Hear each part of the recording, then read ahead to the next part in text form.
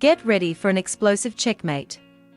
There's nothing quite like the thrill of trapping your opponent. In this captivating video, I will showcase 8 brilliant games of the King's Gambit, where even strong players fell victim to cunning traps in the opening. Let's analyze their mistakes and learn from them, equipping ourselves with powerful tactical ideas to apply in our own games. But wait, there's more. I've got an intriguing chess puzzle waiting for all of you. Be sure to stick around until the end to enjoy the complete experience.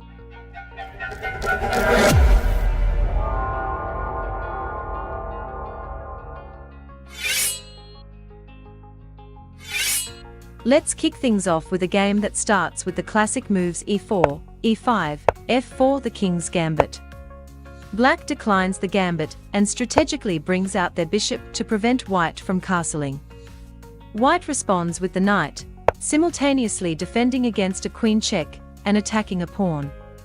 Black defends the pawn, and white prepares for the central break with c3, setting the stage for d4. However, black has a sneaky idea up their sleeve, indirectly attacking the pawn with queen e7. The expected d4 is played, resulting in pawn captures and eventually black gaining an extra pawn with a check. White has the option to block with the queen or bishop, but instead, they make a dubious move by moving their king and sacrificing their right to castle. This seemingly risky move by white is actually a cunning trap. Black's bishop is now under attack and retreats, but they fall into a devastating position. Can you find the winning continuation for white? First, we have a bishop check, which forces black to respond. Regardless of how black blocks with any of their pieces, white follows up with rook to e1. It's a painful love story as the king hides behind the queen, leading to her sacrificial demise, leaving white in a completely winning position. Even if black moves their king after the check, white still plays rook e1. After the queen moves, the rook jumps up the board, delivering a crushing blow to the king's face, resulting in a brutal checkmate. Moving on to the next trap in the King's Gambit, we encounter the fork-bit counter gambit, initiated by the move d5. White captures the pawn, and black promptly offers another pawn, leading us into the Nimzowitsch counter gambit. Instead of accepting the pawn, white opts to play queen e2, targeting the black king. Black proceeds to capture the d-pawn and tempts white to capture with the queen. Falling into the trap, white takes the pawn, delivering a check. Now, black has multiple options to block the check, but cleverly brings their bishop in between, luring the queen into their territory. Here's where the critical moment arises. What move would you play as white? Are you considering capturing the g7 pawn? Well, in this game, a 2,300 rated player made that very move and captured the pawn. Little did white know that he was stepping into a treacherous trap, which begins with the move bishop f6. The queen is left with only one safe square, g3. And then, the final blow comes with the crushing move bishop h4. Once again, we witness the tragic sacrifice of the queen, leaving her lover, the king, defenseless. That sweet queen is gone, lost on the chessboard.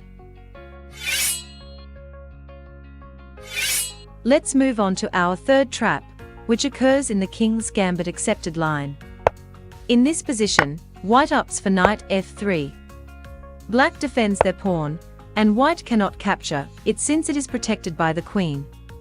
Instead, white develops their bishop. Black adds another defender to the pawn, establishing a strong-looking pawn chain on the king side. White aims to break up the pawn chain and attacks the g-pawn. Black, not willing to allow it, advances the pawn further. If white were to capture the pawn, black could simply recapture and eliminate the double pawns while maintaining a solid pawn structure. However, white has a different plan in mind. Here comes the surprising move, a stunning knight sacrifice, knight to e5. White poses multiple threats, such as forking the queen and rook and also having a bishop check. Naturally, black captures the knight. But now, white reveals their tricky idea, and the excitement begins. First, a queen check is delivered. The only legal move for the black king is to e7. Then comes another queen check, forcing the king to move back. Finally, queen e5 delivers the decisive blow, a beautiful checkmate. The black king is smashed in front of its own army. By the way, speaking of smashing, there's something you can smash too, the like button. Show your support and give that thumbs up. Alright, let's move on to the next trap. In this game, we once again encounter the king's gambit accepted line, followed by knight f3 and g4. However, this time, white immediately challenges the black pawn with h4. Black responds by pushing the pawn forward, attacking the knight. The knight jumps to the center, and the bishop now attacks the knight. This marks the Kieseritzky gambit. Here, black decides to gamble and offers the pawn, which white accepts. Then comes d5, another aggressive move that attacks the center and opens up a diagonal for the bishop. White, seemingly unconcerned, takes the pawn, but that turns out to be a significant mistake. The e-file is now wide open, and black seizes the opportunity with a powerful move, queen e7 check. Blocking with the queen or bishop is not an option, as the knight would be hanging. Therefore, white is forced to move their king. The bishop joins the assault, delivering another check. The only safe square for the white king is f3. Black continues their relentless attack on the king, this time with bishop g4 check. White captures the bishop, but the situation for their king becomes increasingly precarious. Take a moment to appreciate the white king dancing all over the board. It's a sight black absolutely relishes. The knight joins the party with knight f6 check. The king retreats back to f3, and finally, black delivers the finishing blow in style with queen e4 checkmate. That's game over. What a thrilling game, showcasing the dangers of underestimating the open position and leaving the king vulnerable. Let's move on to the next trap, which arises from the Forkbeer counter gambit variation. This time, instead of capturing any of the pawns, white ups to bring their knight to cover h4. Black captures the pawn, and white responds by capturing back with their knight. Here, black offers a knight exchange, but white decides not to take immediately. Instead, white develops their bishop, pinning the black knight to the king. Now, pay attention to the fact that the black knight has two attackers, but only one defender. One would expect black to address this situation, but surprisingly, black ignores it and simply develops their other knight. White is ecstatic and immediately goes after the knight. After the pawn captures the attacking bishop, white responds with bishop takes, forking the king and rook. The bishop blocks, and white seizes the opportunity to capture the rook as well. While it may seem like black is in a completely lost position, there is a killer move available to them, bishop to g4. Believe it or not, the queen is caught off guard, with no way to save herself. In this position, the engine evaluates it as almost a 3-point advantage for black, ensuring an easy victory from here. Now, let's explore the next trap in the king's gambit, which arises when black accepts the pawn sacrifice. After bishop c4, black checks with the queen, a very natural move since the knight has not yet been developed. The king moves to the side, and then comes bishop c5. Black is eager to wrap up the game swiftly. However, white has other plans. First, white pushes d4, forcing the bishop to retreat. Then, white plays knight f3, putting pressure on the queen and forcing her to go back. But black says, "Hang on, I won't back off. I'll stay here, protect this pawn, and maintain pressure on your king side." Black plays queen g4, which is exactly what white wanted. Can you find the deadly move for white in this position? That's right, it's bishop to f7 check. At first, you might wonder what on earth white is doing. If white takes the bishop, as played in the game, we have the brilliant knight to e5 check, forking the black king and queen. Additionally, there is a discovered attack on the queen, allowing white to capture her in any way they desire.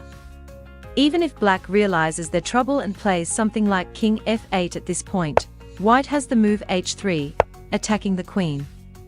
Surprisingly, she only has one safe square to retreat to. Now, white can bring out the other knight. If black tries to be greedy and captures the bishop, then white delivers the lethal blow with knight to e2. The only safe square for the black queen is g6. Once again, we have knight to e5, and now, no one can save this damsel in distress. According to the engine, white enjoys a more than 7-point advantage in this position, guaranteeing an easy victory from here. In this game, the forkbeer counter gambit is played with the move d5. White develops their knight, and black captures the pawn, followed by white recapturing. The bishop comes out to cover the diagonal, and the knight is developed, attacking the center. Black defends the attacked pawn, and white responds by attacking it again with the queen. However, the main point of white's move is not the attack on the pawn. White has a tricky idea waiting to be revealed. Black offers to exchange knights with knight c6. At this moment, white unveils their trick by playing knight takes f7, forking the black queen and rook. If black were to take the knight with the king, then white would deliver a queen check, capturing the bishop afterward, resulting in a clear pawn advantage, and an exposed king to attack. Therefore, black chooses not to capture the knight, and instead saves their queen. White happily takes the rook, but now black has a deadly plan. Knight d4 is played, targeting the queen and threatening a lethal attack on the king and rook. White aims to defuse both threats in one move, and the only option is queen to d1. Now comes the powerful move knight f3 check. What a move it is! If the white king were to move to h1, black would have some nasty attacks with their bishop, so white decides to eliminate the knight. Black recaptures with the pawn, delivering a discovered check with the queen this time. The white king is helpless and has nowhere to move. Forced to sacrifice the bishop, the white king has no other choice. Black doesn't even bother to capture the sacrificed bishop. Instead, they make another brilliant move, f2, which is again a check. The white king has only one legal move, which is king to f1. And now, it's a checkmate in one move. Can you find it? That's right, it's bishop to h3, delivering a beautiful checkmate. For all these traps, please keep in mind that you don't need to memorize the specific moves. It's more important to understand the basic ideas behind them and identify similar setups where you can utilize them, especially in the King's Gambit. By being aware of these tactical ideas, you can easily avoid falling for such traps and also look out for similar patterns to trap your opponents. Let's move on to trap number 8. The game starts with the King's Gambit accepted variation.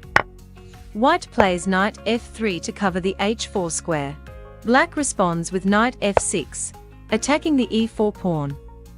White pushes the pawn forward, and the black knight moves to the side to also defend the pawn.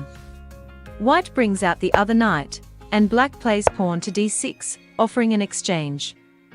White simply develops his bishop, and black captures it, followed by white recapturing. This move is actually the turning point of the game.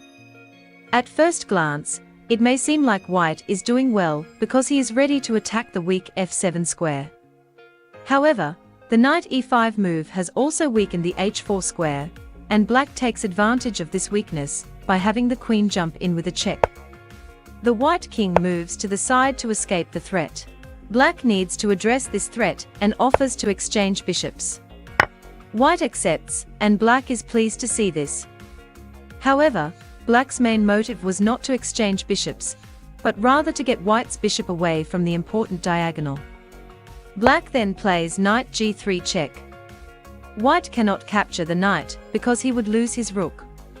Moving the king to either of the two squares is also dangerous due to discovered checks, so white chooses to move the king to g1. The hungry bishop checks the king, and white has to block with d4. Black then captures the pawn. In this position, the knight is hanging, the bishop is hanging, but white cannot capture either. White attempts to capture the bishop with his knight, which is the best move, but after black's queen captures the bishop, black plays the absolutely stunning move knight e2 check, forking the white king and queen. White is forced to capture the knight, but it's game over. Black finishes off with the crushing move queen e1, delivering a stunning checkmate. Had white's bishop been on a different diagonal, he could have captured the knight with the bishop and defused the checkmate threat. However, black cleverly trapped his opponent. Now, it's time for a puzzle. In the given position, it's white's turn, and you need to find the best move for white. Share your answers in the comments, and let's see how many of you can solve it correctly. Also, don't forget to like and subscribe to stay updated with future videos. Take a moment to check out the other videos appearing on your screen right now. Thank you for watching, and I look forward to seeing you in the next one. Take care and peace.